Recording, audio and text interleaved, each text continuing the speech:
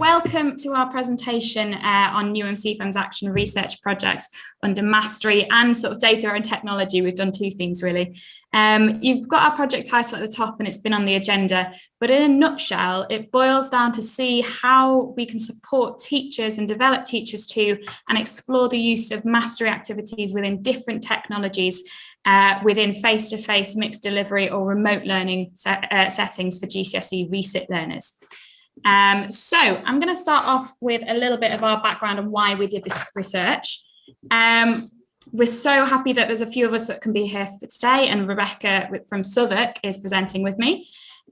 So we were 8 action research teachers from 4 large FE colleges in London, and we have various different degrees of experience in teaching with action research. Most of the colleges deliver both functional skills and GCSE, but for Southwark, it's solely GCSE resits for 16 to 19-year-olds. And as you can imagine, across 4 different colleges, we have a really large range of learner backgrounds with different learner profiles for each college. So why did we want to do this research? Well, we really wanted to make sure, lockdown presented a massive challenge for fluency and variation, we felt, which was just beginning to be embedded in FE and mastery pedagogy in general. And we really wanted to make sure that the good practice that we've been doing face-to-face could continue no matter the learning environment, as well as developing teacher skills and confidence. We also really wanted to explore if technology could be used to transform our face-to-face practice compared to the more traditional mastery classroom. So in terms of what we did to research previously, sort of in September to December, we discovered that both elements of mastery and the use of digital technology can have quite a large impact on learner outcomes. However, we also read, particularly looking at manipulatives, that both physical and virtual forms of manipulatives had a bigger impact than just using individually, digitally, or individually face-to-face. So we really, this guided our project, knowing that a combination of digital technologies and face-to-face teaching can be an improved way of teaching and learning and mastery pedagogies. We also read that learner discovery, discussion and collaborative learning environments were key to enabling a mastery pedagogy. So we really needed to find technology that could support these aspects. But as well as the sort of mastery side of things, we also knew that it was important that teachers develop their confidence with technology so that they could be a part of the transformative process as co-designers and researchers. And we learned that sort of undertaking a project with both pedagogy approaches and technology approaches can be really quite difficult in terms of data analysis, which did help us classify and streamline our thinking. So what did we do? We really split this up into 3 phases, action research cycles. And from September to December, we brought together the action research teachers. Oh, that's just gone a little bit of a different colour, apologies for that. But we brought together our action research teachers, started our reading and research, evaluated and chose technologies, the technology tools that we would trial from January to March, which were Whiteboard.fi, Desmos, CenturyTech and Padlet. And we then decided to also focus in on the fluency and variation elements of mastery with the help of Martin Newton from the MEI and Zia Rahman, our centre lead. We also reflected as individuals on our starting points and the journey that we would take through the action research. So next, then from January to March, as action research teachers, we started using the 4 technology tools in mini trials with our classes. We focused first on getting to grips with the technology before combining with fluency and variation activities. Teachers kept reflective logs and we shared our practice with lesson visits, as well as sharing sessions with an action research group. We also had some bespoke CPD and workshops with Martin. And we also looked at the baseline levels of both teachers and students with their technology usage and experience of mastery pedagogy and the GCSE classroom. Alongside this, we were meeting as an action research group with Martin to develop those intervention activities using variation to develop learner fluency in our GCSE maths classes. We narrowed down this technology to use just with Whiteboard.fi and Desmos. So then from March and beyond, we started to carry out the interventions, and I'm going to take you through the research methods and data collection tools in a moment.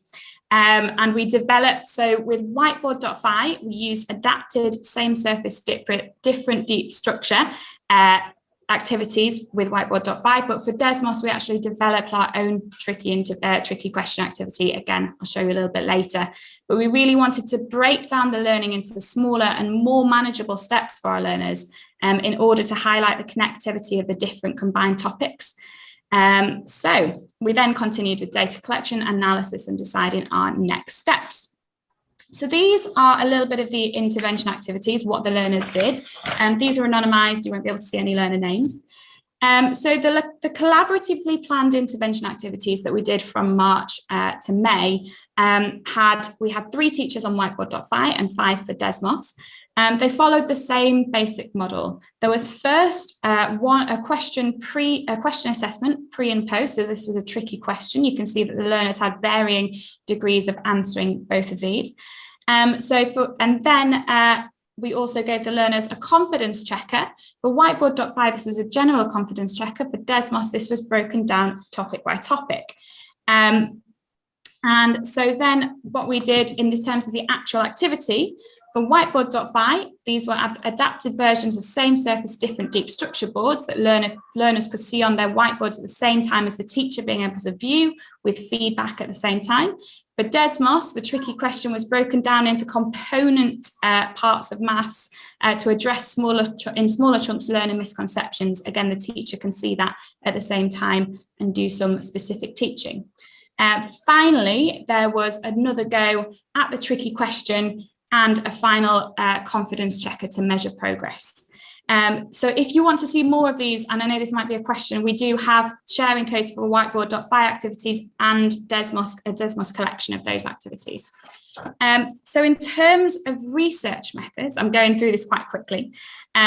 We gave ourselves quite a lot to do. We needed different phases, different research methods for different phases of our project.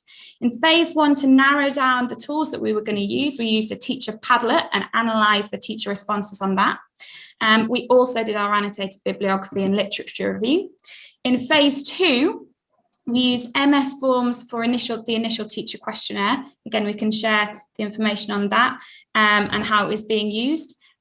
Teachers kept reflection logs about how the technology was used in their classes and any issues that they were experiencing, as well as lesson visit logs when we went to share practice with each other. And we gave us an initial student questionnaire with 138 responses, which was asking students about their prior use of technology for their maths learning, as well as engagement and feedback. And then in phase 3, per intervention activity, teachers and students filled out review forms, which looked at mastery and how well the tech had enabled those mastery elements, as well as doing a post-intervention student questionnaire and a teacher questionnaire. We gave ourselves quite a lot to analyse, so I'm going to hand over to Rebecca now to talk you through how we sort of started to go about that and then the findings.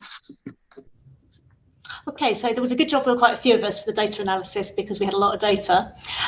We split it first of all into teacher responses and learner responses. Our quantitative data was relatively easy to summarise and represent graphically, but we had a vast amount of qualitative data, which was a little bit trickier.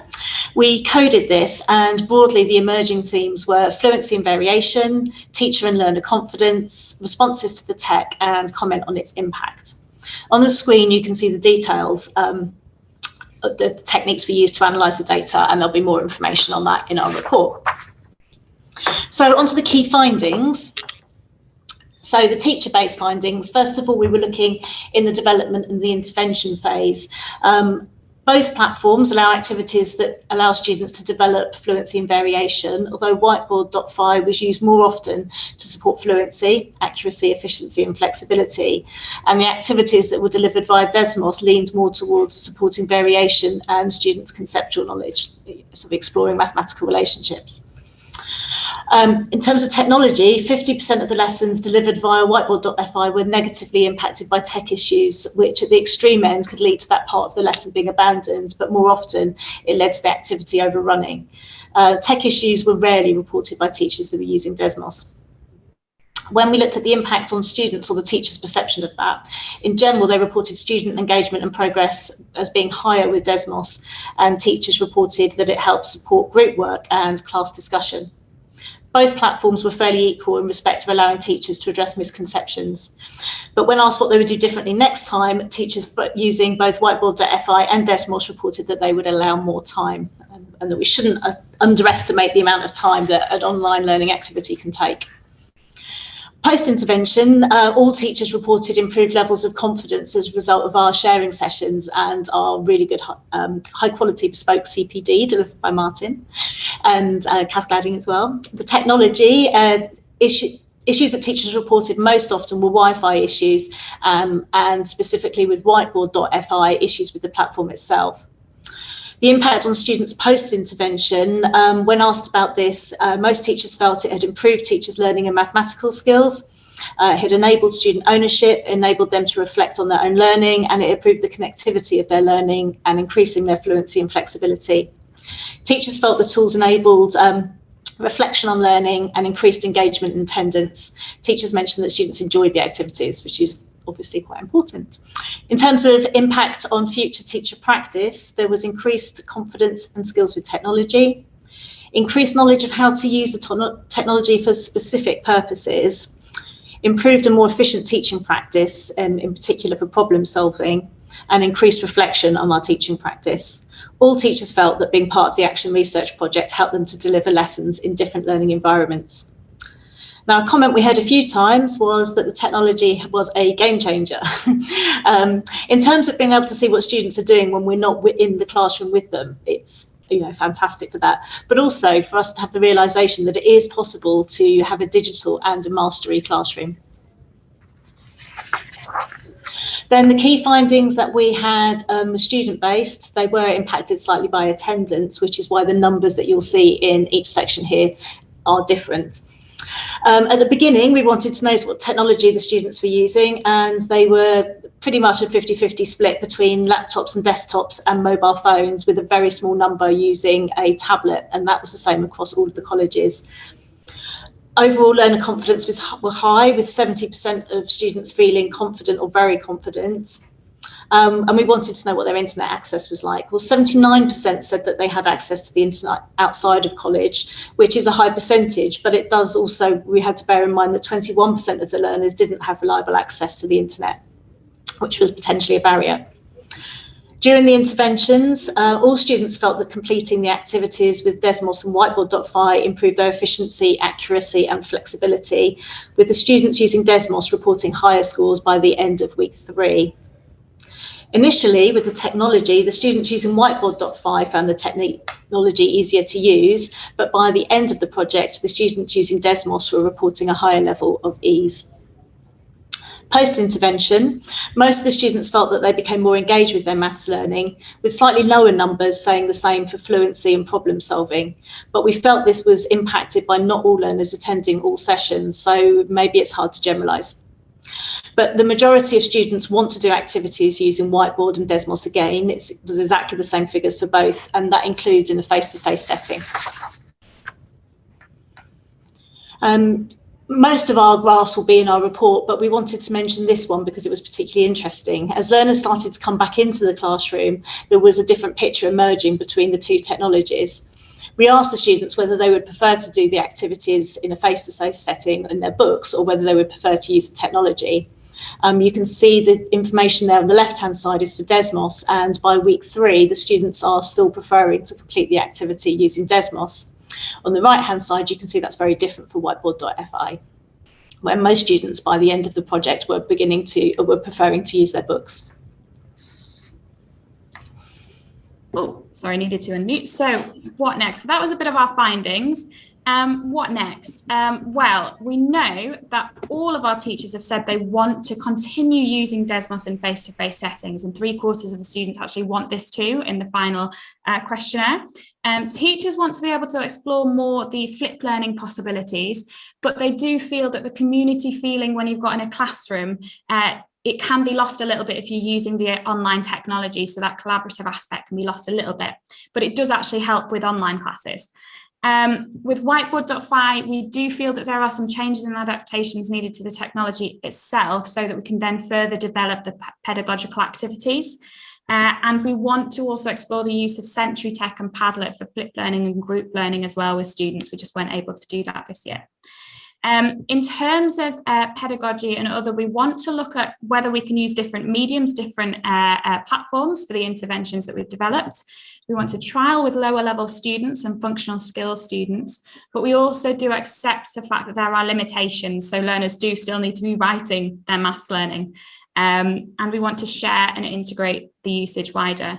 And a final tip before we end, and this is where I've maybe gone a little bit wrong, but plan to allow for adequate time to be taken to explore and adapt and effectively use the tools with your students, and also plan to allow for time for your teachers to get used to using tools if you're going to be using mastery-based pedagogy with them. So that would be factoring in for wider adoption. So thank you very much for listening to our presentation. We've got some of the references there, and if you've got any questions, obviously pop them in the chat. I can see it's been going a little bit crazy, and you can also contact myself or the Centre for Excellence. But thank you.